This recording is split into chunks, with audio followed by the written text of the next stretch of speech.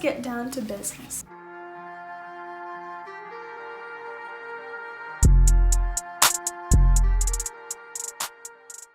Hey guys, welcome back to my channel. So I have no plan for this video. I'm filming on a whim. I know what I want to talk about, but I don't know what's going to come out of my mouth. And I don't know how cohesive and organized this whole video is going to be, but I'm just going to wing it. I'm not really good at winging stuff, but we're going to try it. So, as you can see by the title, and you clicked on this video and you're wondering, how can I become a better person? What I mean by a better person is getting out of the hole that you've felt stuck in for a long time. A lot of us can relate to that.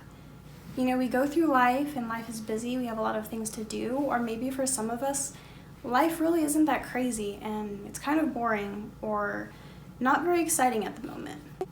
Can you guys relate to this? Like, you feel useless or worthless, or you start feeling like there's no point to what you're doing, whether that's a certain job or you're in college or in high school or middle school. You don't know why you're in school. You don't know why you're doing what you're doing. Like, it doesn't really make sense, and you have no plan for your life, or you just don't know where you're going. Uncertainty is really hard, and we don't understand it. And because we don't know what's going to happen in the future, that makes us anxious. Some of us are battling with depression and anxiety. It's hard to deal with negative thoughts towards yourself, you know, like, I'm not good enough, I'm not smart enough, I'm not pretty enough, I'm not handsome enough, I'm not successful enough, you know, I don't have the resources that other people do, and I just feel stuck. I'm a very happy and cheerful person, but not all the time. And I don't know, when I think of my channel, I want to make people laugh and I want to make people smile. But if I'm real with you guys, I like talking about the dark things. I like talking about things that hurt and things that are real. I like talking about things that I go through or that people go through. I like to hear about those things because it's real, it's significant, it matters. And I think a lot of the time we push back, you know, the anxiety, the depression, the negative thoughts, the insecurities, the anger, the frustration, the doubt, the hopelessness, and we fill the hole in our heart with other things, whatever that may be. And so talking about it and confessing to ourselves what's going on with us is good. And if I can share this with you, I had my father pass away last year, and that's hard. And yesterday I had my uncle pass away, which is hard. After my dad passed away, my uncle, he started getting close to me and getting to know me and being intentional and real with me. He was just building just that little bit of relationship with me that I needed, because I was missing that part from my dad. And my uncle is very much like my dad. And now he's gone, and stuff like that is real. And I know this is like deep conversation, but deep and vulnerable conversation is authentic and it's genuine. And I kind of just want to talk about, you know, when we feel stuck in life because of all the things that are going on around us, how can we still feel like ourselves, be ourselves, and feel like we have a little bit of control? I really hope this video is making sense. So here I have a journal. I'm just going to tell you what I've been doing to feel like a better person. Like, I'm going to share with you what I've been doing to feel like I have some control over my life. and that makes you feel good, because we do have control of our life to some degree. So what you want to do is get a journal, because you want to write down all the stuff that you want to accomplish, your goals, what you aspire to be, what you aspire to do. Just do it. Sometimes our goals and our dreams and like what we envision seems so far away, but you have passions and you have desires and you have things that drive you and things that upset you that you know aren't right and you want to do something about it. Secondly, realize and know that you are not perfect. Here in this world, we will never be perfect. So we first of all need to take off that pressure that we need to be perfect and we need to do all of these things, and if we don't accomplish every single thing that people are telling us to do and with our own expectations, it's okay. We're gonna fail. We don't like failure, but what you should do with that failure is take it, accept it, and learn from it. When you mess up in any area of your life, maybe, think of your weaknesses, or think of something that you're really not really good at, or you're challenged to do something and you suck at it, basically. Just take that. Learn what other people are doing around you and try to do what they're doing. If that doesn't work for you, learn what works for you. I actually wrote this in my first quote on my book or my journal. You can't always be the best, but you can always do your best. And when I saw this quote on Pinterest, because Pinterest is the best thing ever, that is so true. Like, we're not always gonna be the best at what we do in certain areas, but what we can control is doing our best at what we're doing. We can put our whole heart in what we're doing. And this is so hard for people who are in school, because I get it. I freaking hate homework. I hate irrelevant gen eds and all of that stuff that we have to take. But now that I think about it, the things that you question that you're learning in school are the very things that give you knowledge and awareness of what's going on in the world around you. Like economics, politics, American history, all that stuff. It gives you general knowledge of what's happening around you and how the world is and how the world works. And also, I guess this video also has to do with finding motivation,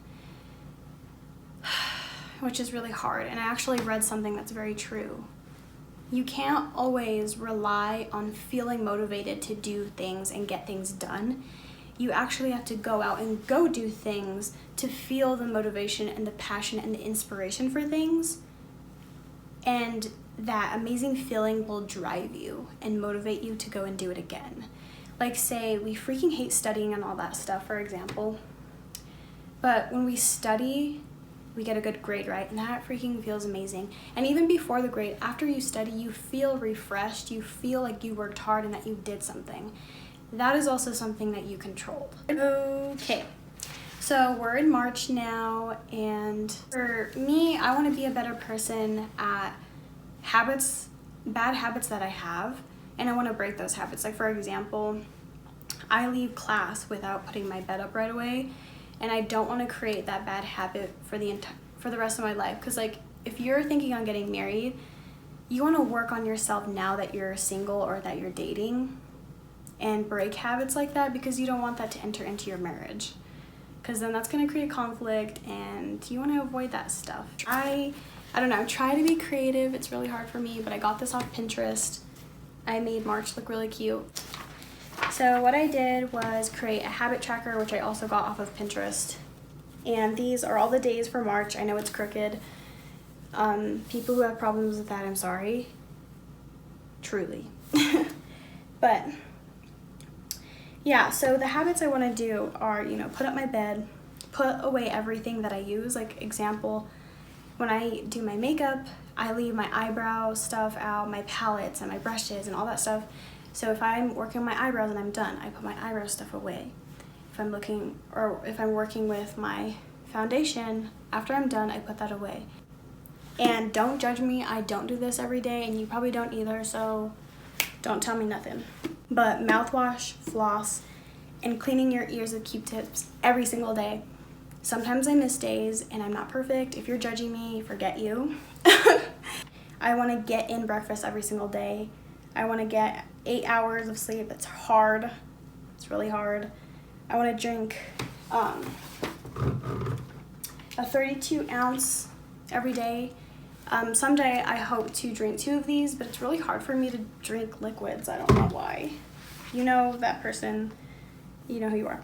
Okay, for school, like setting out my outfit and my bag and getting everything ready the night before, just so that I'm not making noise for my roommate, and also it saves me more time and I'm not in a rush. And then my quiet time is my time with God. I try not to pressure myself to spend time with God every single day because I don't want it to become something that I have to do. Like, I want to feel like I want to do it. Also, I want to be genuine when I go and spend my time with God. But if I don't get in reading my Bible and having like that quiet time with God, you know, I at least start the day praying to Him, talking to Him, and just acknowledging Him, and also talking and praying with Him and acknowledging Him throughout my entire day, not just in the morning. And then scripture memory, I'm trying to memorize the book of Luke, and I have until September. It's for a scholarship here at my school, and I need to just memorize the scripture a day because then it'll just help me instead of trying to do it this summer and doing like sections by sections. This will be easier, basically. So after each day, I check off what I accomplished and I look at it and I say, I did this. I had control, and you know, you can look at your progress, and if you miss a lot, you can work on that, but you have something to look at. You're gonna feel productive, you're gonna feel like a better person, and that you're getting things done. Yeah, here I want to track what I'm spending because I also want to have a visual. So checking what I'm spending just gives me that sense of I'm in control of this. I'm in control of what I spend. I'm really trying to save up as much money as I can, and that can be really stressful. Finances are very stressful and they create a lot of anxiety in my life, but just knowing what I'm spending and having that self-control, because like I'm not gonna lie, like I'm more of a spender than I am a saver. I am just going to admit that, but it's not crazy excessive. Also, like with a journal or whatever, if you have just paper, that's fine. You know, write down your thoughts, write down what's going on in your head, because if you have trouble sleeping like I do, write down your thoughts, pour out your heart in your journal or on a piece of paper before you go to bed, because you're just going to be thinking about that until it's solidified on a piece of paper. It's going to be running around in your head. I find that very helpful. Let me tell you guys the things I wrote down that I, and you as a person as well, can control. So I wrote down right here, things I can control. I also got this off Pinterest. So we as people, anyone, we can control our attitude. You can control what you think about, what you meditate on. I can control my standards, whether that's with myself or in a relationship or something like that. I can control my boundaries. I can control what I share with a person. But I want to be very careful here. Like, it's very important for you to share what's on your heart and to be vulnerable and just real with people. I know it's really hard for us because we don't want people to know the deepest, darkest parts of ourselves, the things that we do when no one's looking, or like the things that we think about, or things that we struggle with internally. We don't want people to know that because we're afraid of not being loved. We're afraid of being rejected, and that people are going to look at us different. But I want to tell you that if you believe that with the people that you're around, like, you shouldn't. The people that you surround yourself should love you and accept you for who you are, no matter what you deal with internally. But yeah, sharing those deep, dark things is very important and actually grows you closer to people. Even though it's hard, it's scary, and it's awkward, it's very essential and it's very important. But then again, you have to be very careful who you share your personal lives with, because if it's someone you can't really trust and they're gonna go tell someone else in school or something, really jacked up, first of all. But yeah, you just have to be careful. You can't trust anyone with the stuff that you deal with in here. I've learned that from personal experience in high school. Like, you can't trust some people, but yeah, that's where you need discernment and stuff. Yeah, I went to this conference last weekend, and a speaker had said, small tasks lead to big things. And that hit me so hard because I've been feeling stuck in life, like, oh my gosh, like this job is super easy, anyone can do this, and I feel like I'm not doing anything important. This isn't growing me, this isn't growing my skills. I feel unintelligent because I feel like my knowledge isn't growing with other things, and I don't have certain skills like other people at the moment anyways. And so when I heard that small tasks lead to big things, it made me first of all realize that I need to be content with where I'm at. I need to take those little tasks that I do at work, which, trust me, it's super easy, anyone could do my job, and just do it to the best of my ability. Don't half-ass it. I'm really trying to go out there and go do the job. Like, I don't mean like my job specifically, because I do that on the daily, but what I mean is take the initiative to go help somebody and not wait for someone else to do it. That's what I'm talking about.